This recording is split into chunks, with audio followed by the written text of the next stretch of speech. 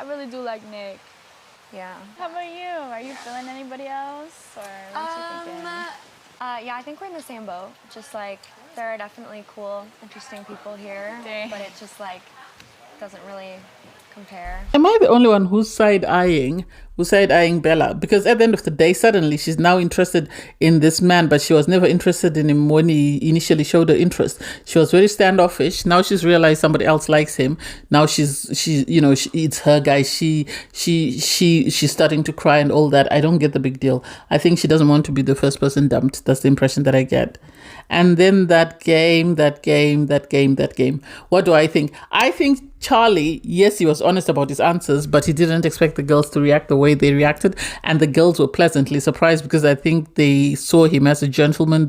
They underestimated his capabilities. And then Austin, I think, over-exaggerated his responses. Because I think he wants to appear mysterious. And so he wants to have the girls be intrigued and sort of be more open to exploring a connection with him. Anyway, hey there, thanks for stopping by. Welcome to my channel. If you're new here, don't forget to subscribe, click the like button, turn on the notification bell for when I upload new videos, and definitely leave a comment. In this episode, I'll be reviewing Love Island USA Season 7, Episode 3. I'm so sorry I haven't got to your comments. I appreciate all your comments and I will be responding as soon as possible. Anyway, so you have everyone around the fire pit. The girls walk away and the guys stay at the fire pit. And there's this back and forth conversation. First off, everyone wants to find out with Nick whether he saw it coming that she was going to pick him. And he says, he had a great connection with her and they had great conversations. So something in him was just telling him to stand up. I said this before, he should have stood up because at the end of the day with Bella is using him to stay in the villa, not because she's emotionally invested. It's totally different scenario with Sierra. Sierra is very emotionally invested. So this is why she feels how she feels. You have, the rest of the guys start talking and they're sort of questioning what happened in regards to how Olandria reacted to Taylor standing up. And Taylor's saying, I stood up because if she could stand up and kiss, Ace, why should I not stand up? Why is she feeling some type of way? Why does she need to sort of move herself away from me? And it's like, well, I can see it. I can see the double standard in the sense that it's less than 48 hours and already she's being territorial when she didn't take into consideration his feelings when she stood up to kiss Ace. Ace of all people, I think she liked the idea of kissing Ace. I don't think she liked Ace as a person. I think she sees right through to him. And so it's sad that Olandria behaved that way, but hey, it is what it is. You then have Olandria have a conversation with Bella. Bella is feeling some type of way because she didn't expect Nick to stand up. She thought they had a great thing going. So she's pleasantly surprised that, he stood up for somebody else. She expected him to continue sitting down because she felt they had something good. I said it before and I'll say it again. Bella is trying to play hard to get. And sadly, it's going to backfire because once this guy is in a bed with Sierra and is spending more time with Sierra, having conversations, she's completely lost him. She will have to wait for whoever comes into the villa. I don't think Charlie likes her that way. I think Charlie's more invested in Shirley than he is in any other girl in the villa.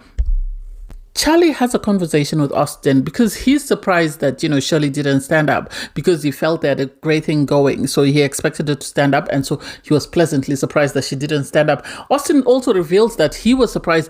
I had the feeling that Austin stood up because he thought Shirley was going to stand up and he didn't want to appear like a fool to continue to sit down for someone who wasn't going to sit down for him. So he was pleasantly surprised. And so I get where both of them are coming from. But at the end of the day, I think if Shirley had to use her head to pick someone, she should pick Charlie. Yes, if she wants to use her female parts to think, then she can choose Ace. But I think if she were being rational, she needs to choose Charlie because he possesses more of the qualities that she needs in a guy. Ace is just saying what he wants to hear, what she wants to hear. Ace wants to conquer what he couldn't conquer in the real world. That's the impression that I get. You have Sierra is having a conversation with Shirley. They seem to have clicked since they both spent time in the hideaway on the first night. And so you have Nick come and pull Sierra for a chat, and he's just sort of sussing out where are we. It made sense. This is why I think she's more important to him than Bella, because his first stop was to the girl who picked him. He should have gone to speak to Bella and said, Bella, I'm sorry, I was stolen. I didn't think we were growing anything. He should have had the conversation with her that he had with the guys. But at the end of the day, I think they make a cuter couple, Sierra, and I think they have more in common, and their conversations actually seem to flow better than his conversations with Bella. You'll have Olandria. Well, she did speak to, Bella before because she saw that Huda was crying and she didn't understand why Huda was crying. And then it took Bella sort of explaining to her how she came across, and you could tell that Olandria felt really bad. And so she then goes for a chat to Soul Ties with Huda, where they're sort of ironing out their differences in the sense that Huda feels aggrieved that, oh, why did you embarrass me in front of the guys? I was just trying to stick up for you. And it was a bit too much on both sides. I'm going to say this. I'm going to sort of try and mediate this. At the end of the day, Olandria was wrong for the things that or the words that came out of her mouth. She should have just told her, that's fine, we'll chat about it later. And also, Huda was wrong for trying to sort of claim that the boys were immature for standing up. This is day 2, day 3. They have the right to stand up. If you don't want your guy to stand up, that's fine. But the guys have a right to stand up and explore other connections to make sure whoever they end up with is the right person for them. Taylor then came up, had a conversation with Olandria, and it made sense. I love that he was honest and to the point, and he said to her, I feel a double standard in the sense that you stood up and you kissed Ace. I didn't say anything. And yet when I stood up to say I'm still open, I want to explore something with somebody else, you were offended. How were you offended when I wasn't offended? And at that point, you could see Olandria realize that she had made a mistake. And I love that they were able to address it. They were able to iron it out, and they were able to keep it stepping, because at the end of the day, that's the most important thing. They as a couple, not what everybody else is thinking. You have Austin pull Shirley for a chat because he owns up and he says, I stood up because I thought you were going to stand up. He knew he didn't stand a chance with Sierra. He only had a little conversation with Sierra, so there was no chance she was going to pick him. Any thought of her picking him would have been him being delusional. She never showed any interest in him. She seemed more interested in Nick. So it didn't make sense why he stood up. But at the same time, it made sense that he didn't want to appear like a fool. He didn't want to continue to sit down for somebody else to leave him there. So I guess I can see both sides of the coin. You have all the islanders get ready for the night. The girls are asking Bella, so did you have a conversation with Nick? Well, she was asked by Charlie and she sort of just shook her head. And I think she expected Charlie to sort of beg her. And so the idea that Charlie didn't beg her is something that is not sitting well with her. Ace pulling Shirley for a chat. Ace knows that all the other girls in the villa see through whatever he's trying to dish. And so they're never going to explore that. This is why he's trying to look for a plan B, because he knows that if Shirley doesn't pay him attention, then he's out the door. That's the impression that I get. And so they had this little cutesy conversation. I didn't think it was necessary. I think Shirley can do better. As you know, I am Team Charlie, and I'm going to be rooting for Charlie to sort of win her over. All the islanders get into bed. And Huda and Jeremiah, seriously, that's a bit too quick. And for production to show Jeremiah's hand, it's like they're messy as hell. I wouldn't be surprised if they gave them the hideaway anytime soon. Ace is a hot mess. So he's decided that if he's not going to find love in the villa, then he's going to get all the girls on his side, because he made breakfast for all the girls. Well, not all the girls. He made breakfast for Olandria, Shirley, and Bella. Obviously, he wouldn't have made for Huda, because I assume he knows that Huda's already taken. And I don't think he wanted to sort of step on Nick's fate by sort of making breakfast for Sierra. So it was really cute. Taylor made breakfast for Olandria, which meant that she had 2, plates of breakfast. And I didn't see anything that, Nick did. And I don't know whether it's because he came to make breakfast after everybody else. We didn't really get that conversation. Then you have Jeremiah and Huda having this conversation about where the mummy and the daddy of the villa. And it's like, nah, it's too early.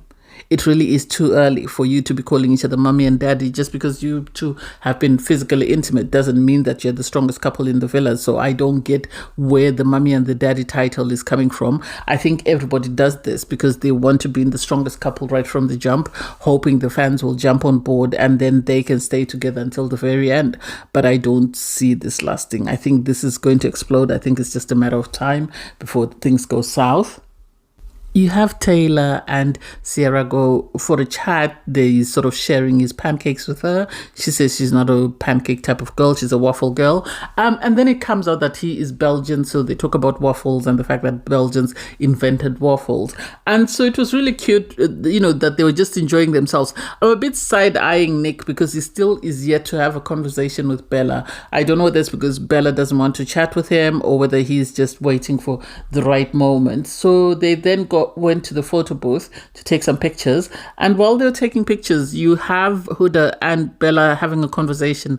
Bella is crying because she feels like people are dimming her light, and it's like, this is what I think when she came into the villa, she expected every guy to be falling at their feet for her.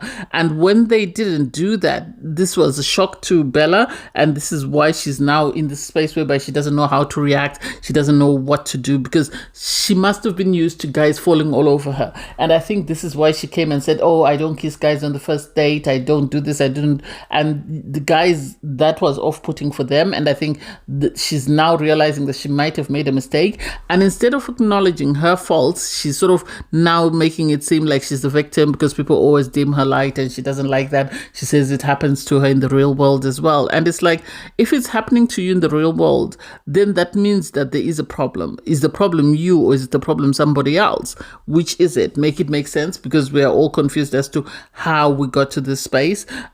So she starts crying and I feel sorry for her. I never want to see anyone cry, but at the same time, she hasn't been open to exploring connections with anybody else. Austin is single, Charlie is single, they're not in couples, even Ace, but she hasn't explored connections because she, I think after realizing that Nick is moving on, she's decided, oh, I really like Nick, I want Nick back, but it's a bit too late because Nick, his head is turned and is now focused on somebody else. So it's up to her to decide, what does she do? Does she stay in the villa or does she pack her bags and go home? I have a feeling she's going to pull a Yulisa sort of situation whereby if she doesn't get her way, she's going to end up saying, I want to go home, and eventually leave the villa, which means they'll be down another islander. I really don't know why they're making a big deal out of nothing. This Nick and Bella situation is a nothing. She really wasn't interested in this man up until she saw that somebody else had him. So the idea that we have him sitting there and we're having this three-way between Nick, Bella, and Sierra, it doesn't make sense because at the end of the day, Nick is more likable with Sierra than he is with Bella. Anyway, Nick is having a conversation with Huda. Huda is sort of asking him, have you had a chat with Bella yet? And he says, no, not at the moment. I don't want to split my time between two people. And he's sort of making it seem like he's still interested in Bella. I don't think so. I think he's only interested in Bella because he wants a plan B. Everybody in the villa wants a plan B. And that's why he's really keen on her. Otherwise, if he really liked her the way he's saying he did, he would have, soon after recoupling, he would have pulled her aside for a chat. He said he's not afraid of her, but he said he wanted to spend most of his time with Sierra to see how far they can push it. He's made his choice by not speaking to her for a couple of hours, by going to bed without chatting with her, by waking up and not chatting with her, and actually having to be pushed to chat with her. He's made his choice. Bella should move on and try and explore with somebody else. Bella goes for a chat with Charlie. I think that's something that's been forced. I think Charlie showed his interest in Shirley when he came in. So the idea that suddenly he's exploring something with Bella, I think it's because he wants security, he wants to stay in the villa. So if if Shirley is not going to pick him, he wants to have an option. Same goes for Bella. She wants options. That's the impression that I get. She came into the villa thinking that she was going to be it, and sadly things haven't turned out that way. And so she's in the situation whereby she doesn't know what to do, and she's now having to sort of make herself appear to be the victim.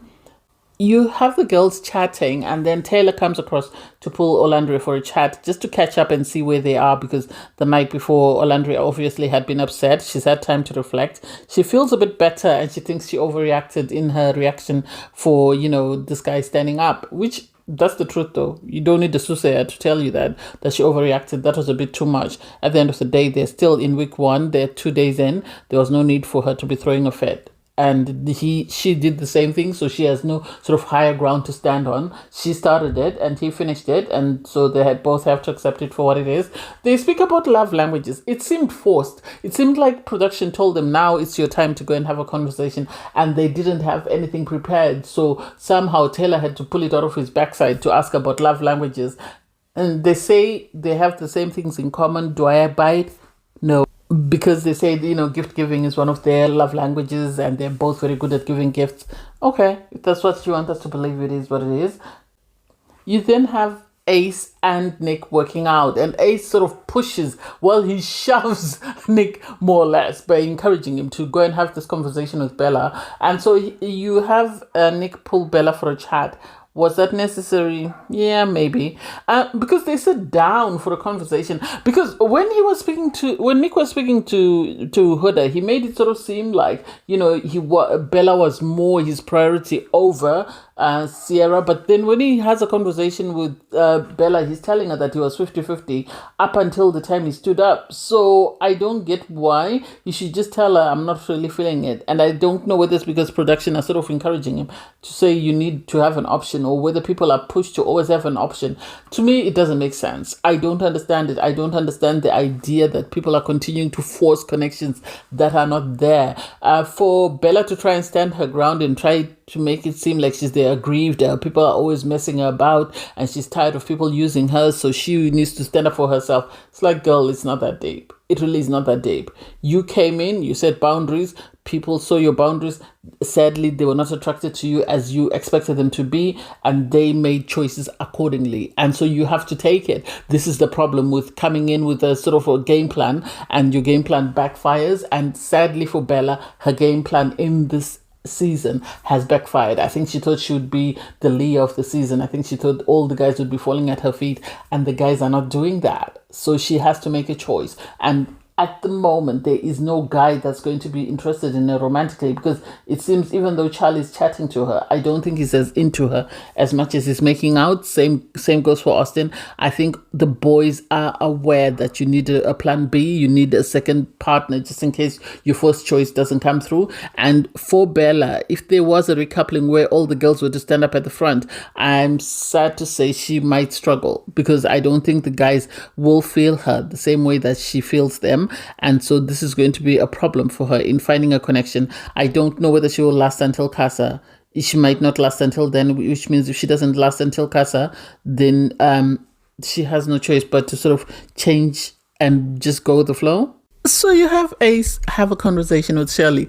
I'm going to start a campaign. Keep this man away from Shirley. Shirley doesn't need Ace. Ace is going to play with her. Ace is way too immature. He's like Serenity. We all remember when Serenity coupled up with Tyler. Tyler was way too immature for her. So this I don't get. This is why I always say they shouldn't be bringing in 22-year-olds and 27-year-olds.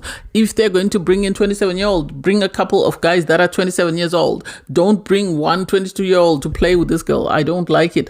I know, I personally feel like Shirley enjoys the familiarity, as she said, that comes with Ace, because she's met him outside and she enjoys the banter, but that's it. There's nothing there that will build a solid relationship. She needs to keep it stepping. She needs to go and find her man. This is not her man. Her man is Charlie. I've said this before. I'll continue to say Charlie is her man. This is not her man. She needs to leave him.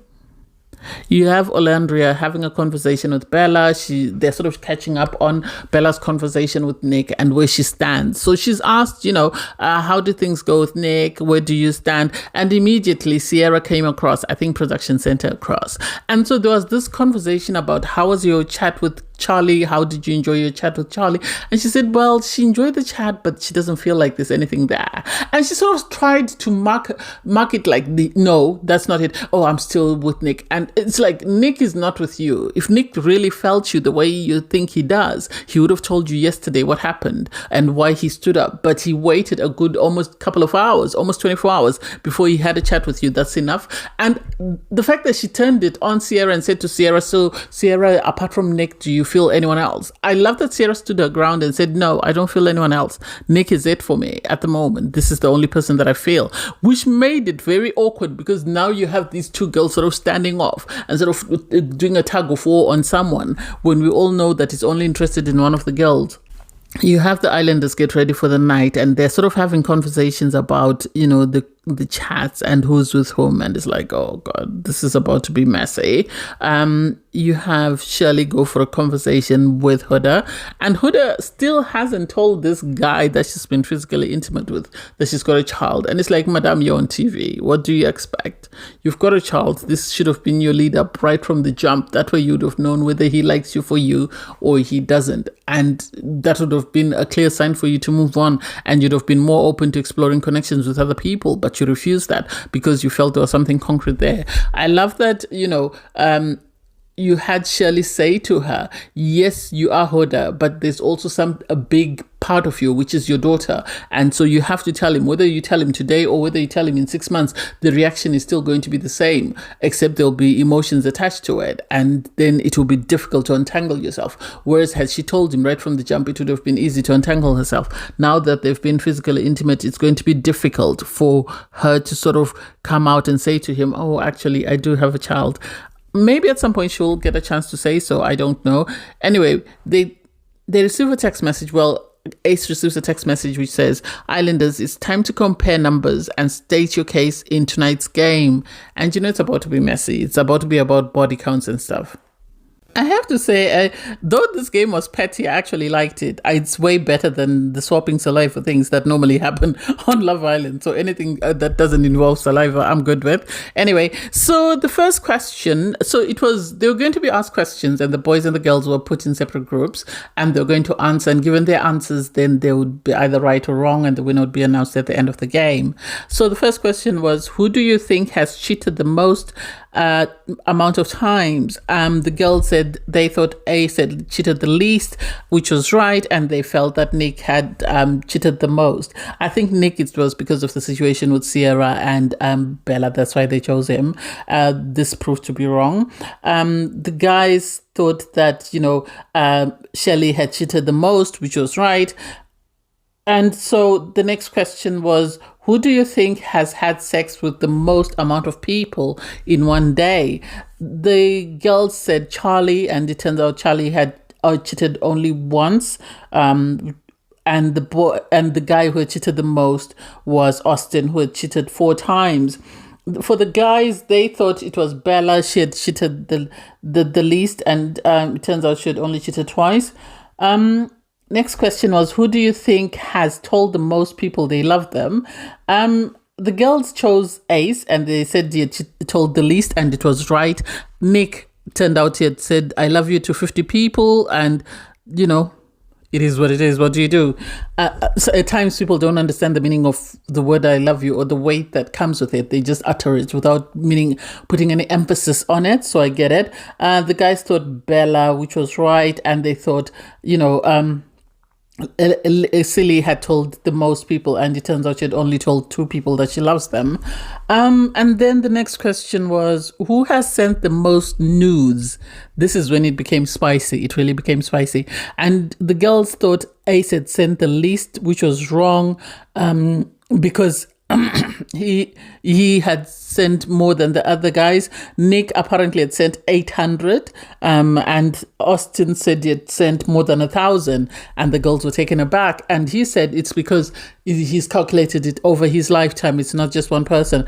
And it's like, still, that's a lot to trust someone with, because they could easily do what happened to Kendall last season. So I don't know what people really need to think about that. The boys felt Bella had sent the least, which was correct, and Sierra they felt had sent the most, but turns out she'd only sent 5. Who do you think has had the highest body count?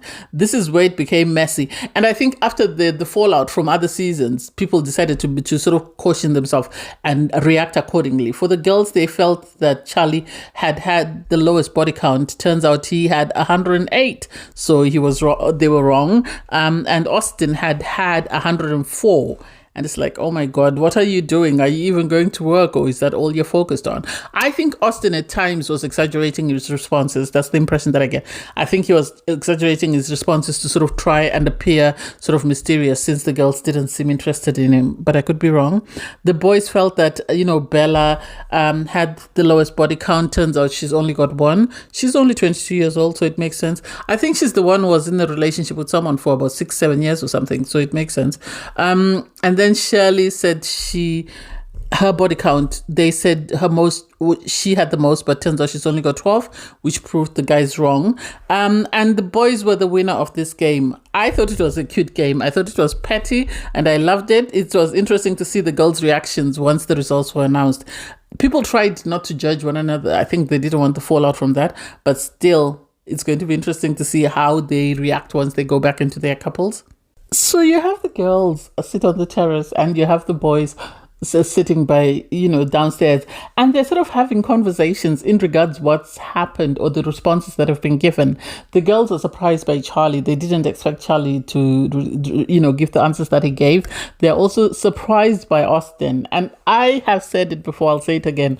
Austin, I think, over-exaggerated his responses. I think he did that because he wants to appear mysterious. He wants the girls to be interested in him. And he can see that at the moment, none of the girls are interested. So he's trying to get them to bite. This is why he's told them what he feels they want to hear. The boys sort of have a conversation about the responses, and I think Ace is being messy. I think Ace wants Huda, and I think Ace is going to say and do anything to sort of try and trigger Jeremiah, because Ace sort of asks, how do you feel about Huda saying, she had 2 partners in one day? And Jeremiah says, he's happy, he's okay with it, because that's the same as his response. And Ace keeps poking because he says, but she said she had 2 guys in one day because the other guy didn't satisfy her. How do you feel about that? What if she behaves the same way? And you have Jeremiah saying, well, I know I will satisfy her, so it's not a big deal for me. And so Charlie was concerned as well, because he said, he was worried that the girls were going to see him in a different light because of his responses. And it's like, yeah, Sherlock Holmes, what do you think? What do you think? That's going to happen. You have Taylor and Ace having a conversation, and Ace is sort of questioning. The girls did question the same thing, that do you think that Jeremiah is love bombing Huda? Because at the end of the day, he's told so many people. I think he's told about 15 people he loves them. Is he love bombing, or is he genuine about his responses? And you can tell that Taylor also sees that, but he's trying not to say anything. He's trying not to do anything or say anything that might, cause havoc. And Ace is after trouble. Ace is going to instigate drama. And I think this is why he's going to be kept on the show until the very end, because he's more entertainment gold than the other guys. So I don't see production wanting to send him home unless he does something that's really bad. And so you have Huda take Jeremiah to the little bench. I don't even know what they call that area. I'll call it the Serena and Cordell's place. So they go there, they sit down, and they sort of start having this conversation about, how did you feel about my responses? What are your turn-offs? And it's like, Huda, why are we going round in circles? It's like, how can you wait until after you've been physically intimate with someone to start asking them, what are your turn-offs, or what are your red flags, or what are you looking for in a partner? Those are the questions that you should have asked. And then eventually she sort of starts to tell him about her daughter. And I don't get how this man can sit there not being inquisitive. She's been very vague about something. Has he been told not to ask why, or has it been edited out? Anyway, she eventually reveals that I've got a baby, and he's taken aback, which he has every right to. He was very presumptuous. Because of her age, he assumed that she didn't have a child, because when she said, I've got a child, I'm a mother, he asked how many, and she said 1, and he said, but you're 24. And it's like, yeah, well, as long as you're having sex, you're going to be pregnant. It doesn't matter how old you are. You could be 11, you could be 50, 55, you could still be pregnant. So I don't get why he was pleasantly surprised. He just froze, and I give it to him. At least he didn't scream and shout to say, you lied to me. But at the end of the day, he is entitled to his opinion. He is entitled to be surprised by that, because this is not something he was expecting. So hopefully they can address that. It was left on a cliffhanger there. I think production want us to sort of question what he's going to say and create mystery and whatever. I don't think he's going to have a negative reaction. I think he really likes her, so he's going to stick with it. It's just up to her now to decide, does she want to continue with him, or what does she want to do given some of the red flags that she's seen during the game. Anyway, thanks guys for watching. Please don't forget to like, share, comment and subscribe, and click the link in my video to watch my review from episode 2. Bye guys.